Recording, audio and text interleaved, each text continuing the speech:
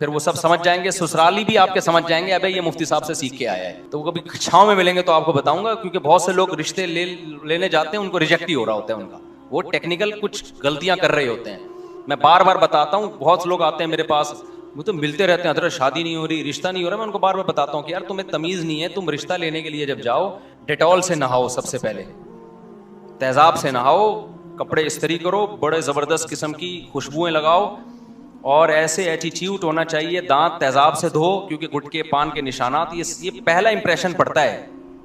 اس کے بعد جاؤ اپنے بڑے تمیز سے وہ لا کے رکھیں چائے, تو چینی نہ ڈالو. بڑے لوگوں کو شوگر ہوتی ہے, ہمیشہ یاد رکھو. جتنے بھی عظیم لوگ ہیں سب شوگر کے مریض ہیں. بڑے لوگ ہیں نا, وہ نہیں چینی وینی کہتے ہیں, ایکچولی ہمیں ڈاکٹر نے منع کیا ہے. اس کا مطلب آپ ایک عظیم انسان ہیں. غریب آدمی ہے, اس کو ڈاکٹر منع ہی نہیں کرتا, وہ چینی کے چمچے بھر بھر کے ڈالتا رہتا ہے, اسے نقصان بھی نہیں ہوتا. 6 چمچ چینی ڈال رہا ہوگا اور پی رہا ہوگا, کوئی نقصان نہیں. اس کا مطلب غریب آدمی ہے. یہ کیا خیال ہے, غریب آدمی ہے نا یہ. مالداروں کو تو بھائی ایک ٹپکا بھی زیادہ ہو گیا نا, ایک دم ان کا نمک تھوڑا زیادہ ہوگا, بی پی ہائی ہو گیا ان کا. غریب آدمی کے یہ مسائل نہیں ہیں عام طور پہ, وہ چینی چمچے بھر بھر کے پی رہا ہوتا ہے. 6 کپ چائے میں نے غریبوں کو ایک ٹائم پہ پیتے ہوئے دیکھا ہے, مگے بھر بھر کے نا شیرے کے بنا بنا کے پی رہے ہوں گے.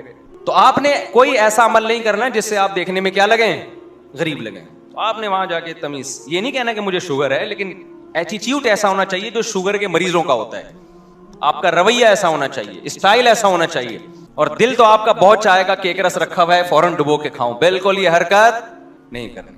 آپ بہت تھوڑا کھاتے ہیں. آپ کیا کرتے ہیں, بہت تھوڑا کھاتے. انڈا, وہ بھی صرف اس کی زردی تھوڑی سی نکال کے آپ نے کھا لی, بس تھوڑے سے پروٹین, اور وہ بھی پہلے ڈبے پہ چیک کر لیں کہ کتنی کیلوریز ہیں اس میں, کیونکہ غریب آدمی کیلوریز چیک نہیں کرتا. مالداروں کا ایک بڑا مسئلہ آج کل یہ بھی بن چکا ہے, کھانے سے پہلے کیلوریز چیک کی جاتی ہیں. ڈاکٹر نے, ایک صاحب نے مجھے بتایا, یہ میں ہوائی باتیں نہیں کر رہا ہوں, بڑے لوگوں کے ساتھ بھی میں بہت ملتا ہوں, تو کہتے ہیں ڈاکٹر نے ایکچولی ہمیں اتنی کیلوریز ایک دن میں ریکمینڈ کی ہے, تو ہم اس سے زیادہ. میں نے کہا ڈبے پہ کون بیٹھ کے کیلوریز گنتا رہے گا. میں اگر پراٹھے کی کیلوریز صبح چیک کرنا شروع کر دوں تو چیکنگ میں میری کیلوریز آدھی ہو جائیں گی, مجھے تو 2 کے بجائے 2.5 پراٹھے کھانے پڑیں گے پھر. تو خیر, تو وہ پھر چھاؤں میں ملیں گے تو کسی وقت بتاؤں گا, ٹھیک ہے نا. بہت ساری چیزیں ہوتی ہیں اب یہ اوپنلی, پھر وہ سب سمجھ جائیں گے, سسرالی بھی آپ کے سمجھ جائیں گے ابے یہ مفتی صاحب سے سیکھ کے آیا ہے. تو وہ کبھی چھاؤں میں ملیں گے تو آپ کو بتاؤں گا, کیونکہ بہت سے لوگ رشتے لینے جاتے ہیں ان کو ریجیکٹ ہی ہو رہا ہوتا ہے ان کا, وہ ٹیکنیکل کچھ غلطیاں کر رہے ہوتے ہیں. اور جاتے ہی نا ایک دم لٹو نہیں ہو جایا کرو, مجھے بہت پسند ہے, میں اس کے بغیر رہ نہیں سکتا. خوب سمجھ لو, کبھی کوئی تمہاری مجبوری کی بیس پہ اپنی بیٹی تمہیں نہیں دے گا. یہ دماغ سے, کوئی بیوقوف نہیں ہے کہ وہ تم مجبور ہو تو اپنی بیٹی تمہیں پکڑا دی, تم مرے جا رہے ہو. وہ مرا جائے گا تو دے گا. وہ کام کرو جس سے وہ مرے آپ پہ, نہ کہ یہ شو کرو کہ میں مر رہا ہوں. وہ کہے گا مر جا, ہمیں کیا کرنا ہے تیرا, ہم نے اپنی بچی کا مستقبل دیکھنا ہے, تیرا عشق معاش کا تھوڑی دیکھنا ہے ہم نے. چھچوری حرکتیں کرتے ہیں جا کے, پھر بولتے ہیں شادی نہیں ہو رہی. اب اس کو ڈبو کے کھانے کے مزے کے چکر میں رشتہ اس نے توڑ دیا. بے تو رشتہ کر لیتا, پھر ساری زندگی ڈبو کے. سسرال جب جاؤ نا رشتہ لینے کے لیے, پھر کوئی ایسی نازیبا حرکت مت کرو. چائے میں نا کیک رس ڈبو کے کھانے کا سب سے زیادہ مزہ آتا ہے, لیکن کیک رس میدے کے لیے بڑی نقصان دہ چیز ہے. میں نے بارہا تجربہ کیا ہے. زیادہ کھاؤ نا, گیس, بدہضمی, بلغم, یہ اچھی چیز نہیں ہے. کوئی یہ سائنسدان ایسا کیک رس ایجاد کر لیں جس میں بدہضمی نہ ہو, تو میں سارا دن کیک رس ڈبو کے کھاتا رہوں. گرم گرم چائے میں تازہ کیک رس ہو, آپ خود دل سے بتاؤ, وہ بغیر ڈبوئے کھانے میں مزہ آئے گا یا ڈبو کے کھانے میں آئے گا, بتاؤ. ڈبو کے کھانے میں, لیکن بدہضمی ہے, صحت کے لیے نقصان دہ ہے. کاربوہائیڈریٹ ہے نا, اور تو کوئی پروٹین تھوڑی ہے اس میں, ہے نقصان دہ, اس لیے نہیں کھاؤ آپ. اور اس سے رشتہ بھی ٹوٹتا ہے. اب اس کو ڈبو کے کھانے کے مزے کے چکر میں رشتہ اس نے توڑ دیا. بے تو رشتہ کر لیتا, پھر ساری زندگی ڈبو کے. سسرال جب جاؤ نا رشتہ لینے کے لیے, پھر کوئی ایسی نازیبا حرکت مت کرو. ابھی میں جہاز میں جا رہا تھا تو ایک ایئر ہوسٹس آئی, کہنے لگی مفتی صاحب وہ ڈبو کے کھانے والا جو لطیفہ ہے نا, خدا کی قسم بڑا مزہ آیا. جہاز میں ایئر ہوسٹس نے بتایا کہ مصعب وہ جو آپ کا لطیفہ تھا نا ڈبو کے کھانے کا, اپنا ہی مزہ ہے. مولوی صاحب وہ رشتہ لینے گئے تھے, وہ یاد ہے آپ, جو ڈبو کے کھایا تھا, رشتہ ٹوٹ گیا تھا نا, اس پہ اس نے کہا تھا رشتہ ٹوٹنے کا غم اپنی جگہ, مگر ڈبو کے کھانے کا اپنا ہی مزہ. تو ایئر ہوسٹس نے اتنا شکریہ ادا کیا, اس نے کہا مولوی صاحب میرا ڈپریشن ختم ہو گئی. پھر اس نے ایک سیلفی لی کہ اپنے گھر والوں کو دکھاؤں گی میں. تو وہ اپنے گھر والوں کو دکھا کے گھر والے خوش ہو جائیں گے, میرے گھر والے کیا ہو جاتے ہیں, وہ ان سیلفیوں سے ناراض ہو جاتے ہیں. یہ کیا ہو رہا ہے بھائی, یہ کھلے عام کیا ہو رہا ہے. تو اتنے وضاحتی بیان دینے پڑتے ہیں، ایکچولی اصل میں وہ یوں ہوا تھا، ایکچولی وہ اس نے بھائی سمجھ کے، باپ سمجھ کے بولو اور زیادہ عزت ہو جائے گی، باپ سمجھ کے عقیدت محبت میں کہ جی وہ ڈبو کے کھانے والا لطیفہ اس کو پسند آیا تھا. اور صرف ایسا نہیں ہے کہ ڈبو کے کھانے والے لطیفے ہی ہیں، بعض لوگ میرے بارے میں کہتے ہیں اچھا ان کے بیان اسی وجہ سے ہیں کہ ایسے لطیفے چل رہے ہیں. ہم ترکی جا رہے تھے ابھی کچھ دن پہلے، رمضان سے پہلے، ہمارے ساتھ ایک مولوی صاحب بیٹھے ہوئے تھے سفر میں. وہ مولوی صاحب مجھے زیادہ انہوں نے بیان نہیں سنے میرے، وہ چٹکلے نا یہ جو شارٹس آتے ہیں نا، تو مجھے کہنے لگے آپ اصل میں اس لیے مشہور ہیں کہ آپ لطیفے بہت چھوڑتے ہو. اوپنلی نا آپ لطیفے چھوڑتے رہتے ہو، مزاحیہ باتیں کرتے رہتے ہو، تو ظاہر ہے پھر. میں نے کہا اچھا جی شاید ایسا ہی ہوگا. میں نہیں زیادہ کوشش کرتا کہ کوئی زیادہ صفائیاں پیش کروں، عام طور پہ کبھی بہت ضرورت ہو تو پھر پیش بھی کرنی پڑتی ہے، ایک لمٹ ہوتی ہے نا. میں نے کہا اچھا ایسا ہی ہوتا ہوگا پھر، تو اب کیا کرنا ہے اس کو سمجھا کے ہم نے، بھائی ٹھیک ہے اگر کسی کو ہدایت مل رہی ہے تو ٹھیک ہے، نہیں مل رہی ہے تو وہ تو آخرت میں پتہ چلے گا نا. انہوں نے کہا لطیفے چھوڑتے ہیں، یہ کرتے ہیں، وہ کرتے ہیں، وغیرہ وغیرہ. اللہ کی قدرت، تھوڑی دیر میں آگے سے ایک بندہ آیا، ماشاءاللہ داڑھی اس کی، وہ اپنی فیملی کے ساتھ یورپ جا رہا تھا. اس نے کہا مفتی صاحب میں ملحد ہو چکا تھا، خدا کا منکر، سمجھ رہے، اسلام چھوڑ چکا تھا. اچھا وہ مولوی صاحب کے سامنے کہہ رہے میں نے آپ کا بیان سن کے داڑھی بھی رکھی، میری بیگم نے بھی پردہ کیا، بھی مجھے پورا صحیح طرح یاد نہیں ہے اس کی کہانی، ہو سکتا ہے کچھ الفاظ آگے پیچھے ہو جائیں، اور مجھے اتنا فائدہ ہوا کہ میں بیان نہیں کر سکتا، میرا ایمان بچ گیا، اسلام سے محبت پیدا ہو گئی. تو میں نے ان سے کہا، میں نے کہا یہ رپورٹ آپ کے سامنے، یہ لطیفے سن کے، ڈبو کے کھانے والے لطیفے سن کے کوئی اسلام میں داخل بولو نہیں ہوتا. سمجھتے ہو کہ نہیں سمجھتے؟ اب سوال پیدا ہوتا ہے جب ڈبو کے کھانے والے لطیفے سن کے اسلام میں داخل نہیں ہوتا تو پھر ہم یہ ڈبو کے کھانے والے لطیفے سناتے کیوں ہیں، یہ چٹکلے سناتے کیوں ہیں؟ سوال یہ پیدا ہوتا ہے کہ جب اس کا اسلام سے تعلق نہیں ہے تو ہم یہ سناتے کیوں ہیں؟ اس کی وجہ یہ بھائی ہمارا مزاج ہے، ہم اپنے مزاج سے کیا ہیں، مجبور ہیں. یا آپ ہماری کبھی نجی محفل میں آؤ، نجی محفل جب میری کلاس ہوتی ہے نا مدرسے میں اور سبق ریکارڈ نہ ہو رہا ہو تو میں طلبہ کو ایسا ہنساتا ہوں کہ ہنس ہنس کے زمین پہ لیٹ جاتے ہیں وہ. یہ مزاج ہے، انسان کی طبیعت کبھی چینج نہیں ہو سکتی، پہاڑ اپنی جگہ سے ہل جائے. کچھ لوگوں ہوتے ہیں خشک مزاج، ان کو ہنسانا یا ان سے مزاح کی بات سننا، آپ ان کو 1 کروڑ روپے بھی دیں گے تو وہ نہ ہنس سکتے ہیں نہ ہنسا سکتے ہیں. اور بعض لوگوں کو اللہ نے ایسا بنایا کہ ان کے مزاج میں ہوتا ہے تھوڑی سی خوش مزاجی ہوتی ہے. تو ہمارے مزاج میں کچھ اس ٹائپ کی چیزیں، کچھ ایسے بچپن سے ہی جراثیم یا کہیں پیدائش سے پہلے اللہ نے انسٹال کر دی ہیں. سمجھتے ہو کہ نہیں سمجھتے؟ اچھا لوگ کہتے ہیں ممبر پہ بڑے خوش مزاج نظر آتے ہیں، یہ حقیقی لائف میں ایسے نہیں ہے. جتنا میں ممبر پہ خوش مزاج نظر آ رہا ہوں نا، یہ ممبر کے تقدس کی وجہ سے تھوڑا کنٹرول کیا ہوا ہے میں نے، اور کیمرے کی وجہ سے. حقیقی لائف میں میرا خیال ہے اس سے 20 گنا زیادہ ہوں گا، کم نہیں ہوں گا. آپ کہہ سکتے ہیں اسلام میں تو رونے دھونے کا حکم ہے، آخرت کا خوف، یہ ہنسنا اور یہ تو دنیا کی محبت کی علامت ہے.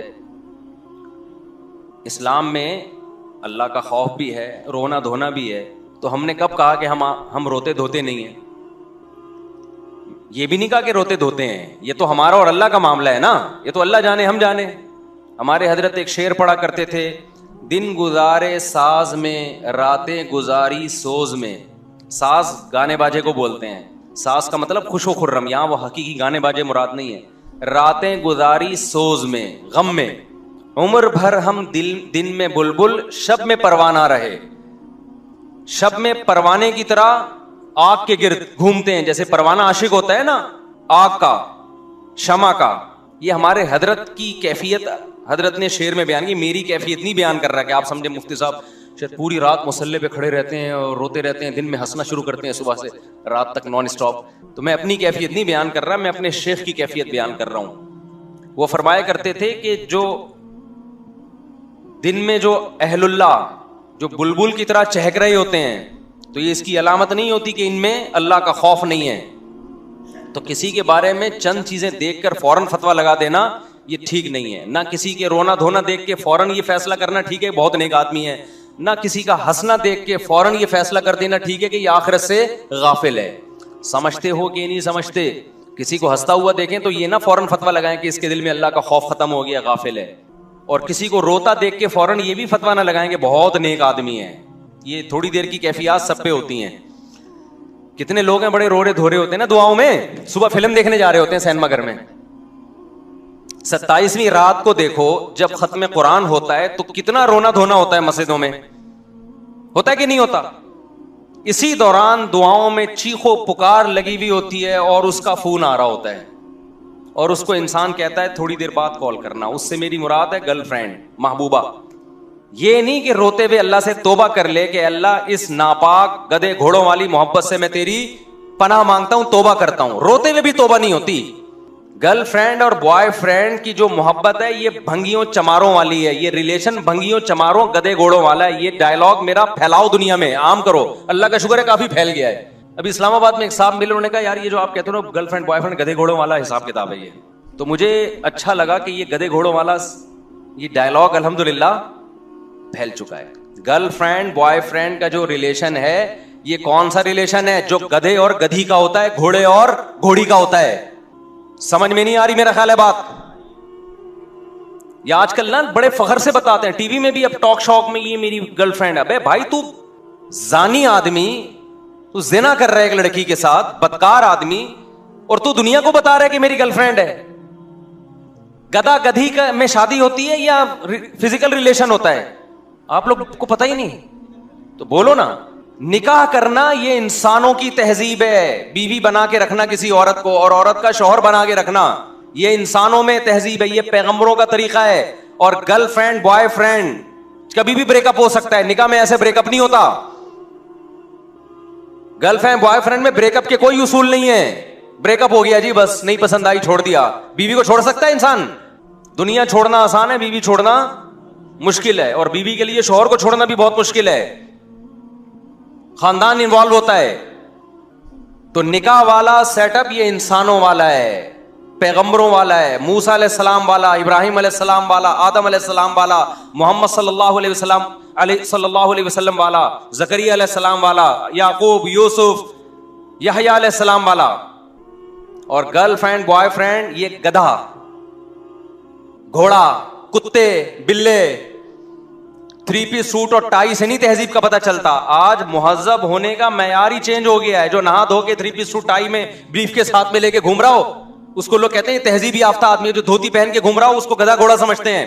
اللہ کی نظر میں عمل سے پتہ چلتا ہے کہ کون گدھے گھوڑوں والی زندگی گزار رہا ہے اور کون انسانوں والی زندگی گزار رہا ہے. قیامت میں پتہ چلے گا اللہ کے ہاں کہ کون تہذیب یافتہ قوم تھی اور کون گدھے گھوڑوں والی زندگی گزار کے آئی ہے.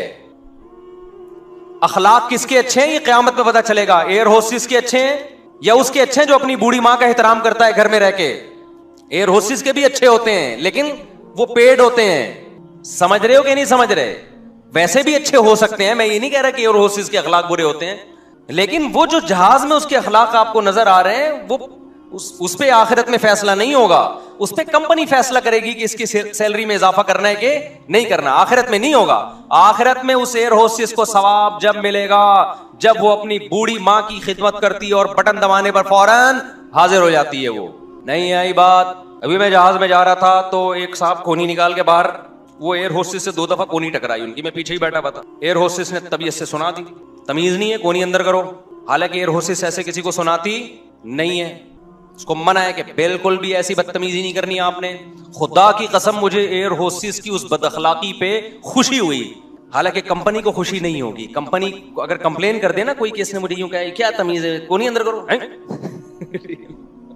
یہ تو WR کا کنڈکٹر ہو گیا نا.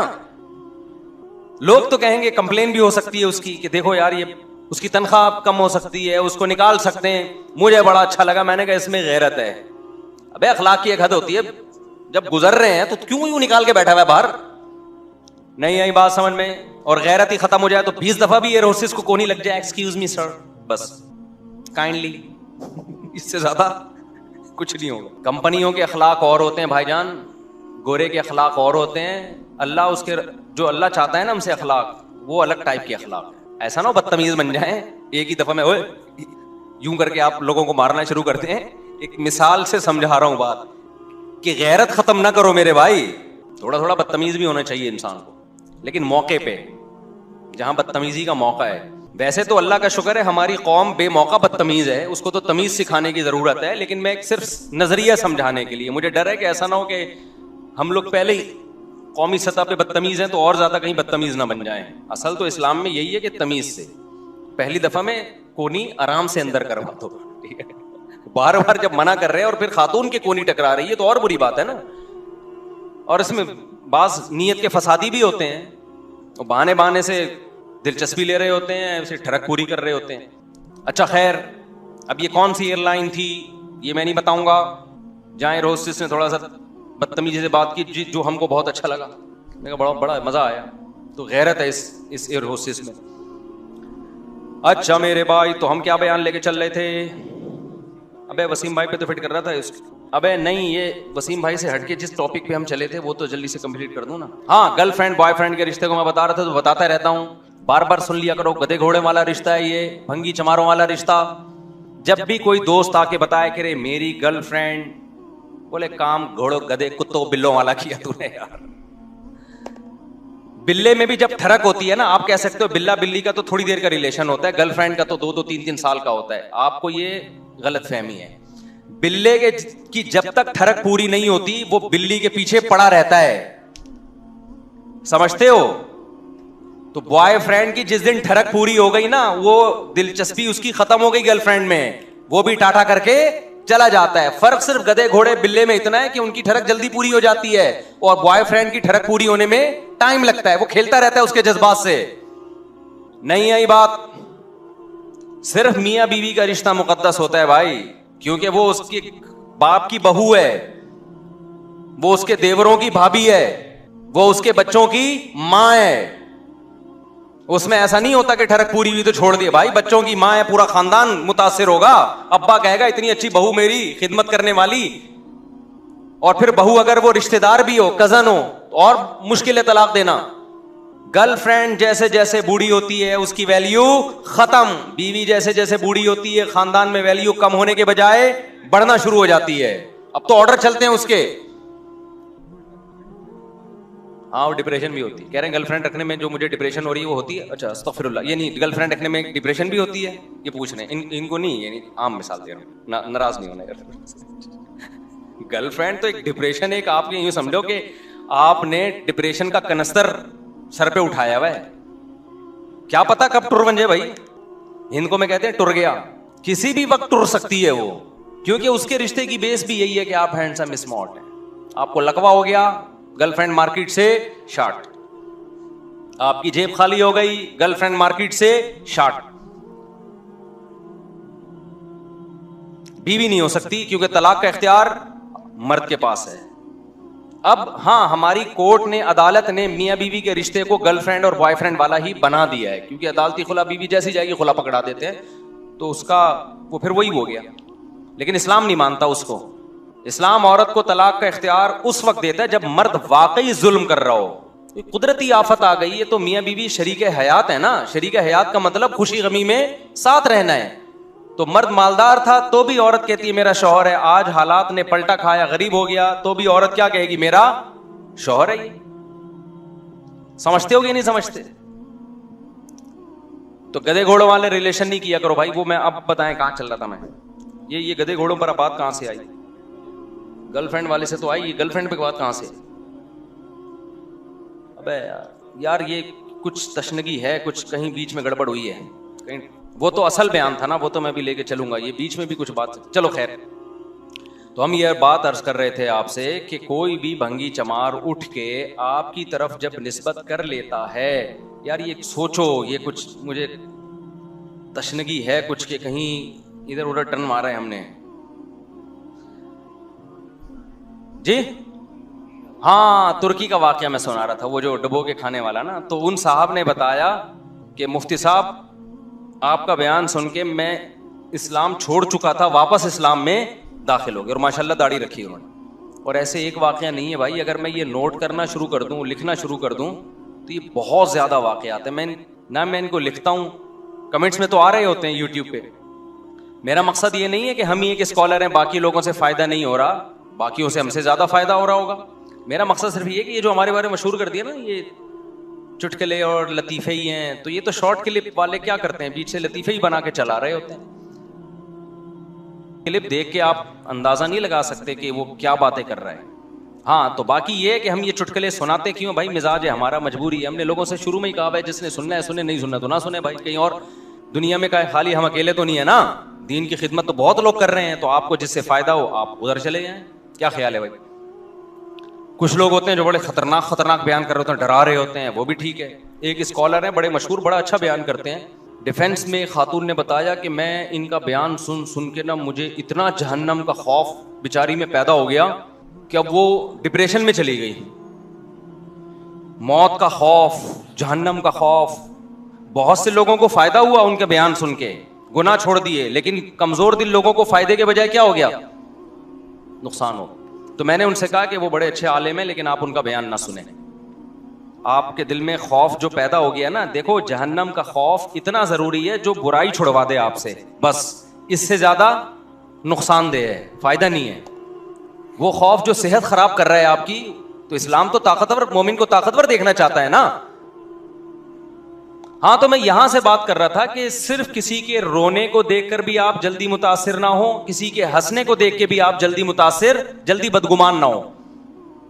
اس میں بات کر رہا تھا کہ بعض دفعہ 27ویں رات کو کیسی چیخو پکار لگی ہوتی ہے, رو رہے ہیں, ہائے ہوئے, قلابازیاں کھا رہے ہیں. اس کے بعد رات ہی کو پروگرام ہوتا ہے صبح فلم دیکھنے کا, عید کے دن نئی فلم آئے گی وہ دیکھنے کا پروگرام ہوتا ہے. ایسے لڑکے اعتکاف میں بیٹھے ہوئے ہوتے ہیں, ابے کون سی فلم آ رہی ہے. اب تو پتہ نہیں سینما گھروں میں فلمیں دیکھنے کا رواج ہے یا نہیں ہے, وہ تو یوٹیوب نے کمبلوں میں ہی فلموں کو داخل کر دیا ہے. تو یہ رونا ہے, رونا تو ندامت کا رونا ہوتا ہے بھائی. آپ کو اپنے گناہوں پہ ندامت ہو, کم از کم اس وقت تو جذبہ پیدا ہو کہ میں یہ گناہ نہیں کروں گا. آج حج بھی ہو رہا ہے, بے پردگی بھی چل رہی ہے, عمرے بھی ہو رہے ہیں, اور بے پردگی بھی چل رہی ہے, بہنوں کی وراثتیں بھی کھا رہے ہیں. حج پہ جاؤ گروپ کے ساتھ, آدمی حیران ہوتا ہے, جاتے ہوئے خواتین کی کیفیت کچھ اور ہوتی ہے, واپسی پہ پتہ ہی نہیں چلتا کہ یہ حج کر کے آ رہی ہیں.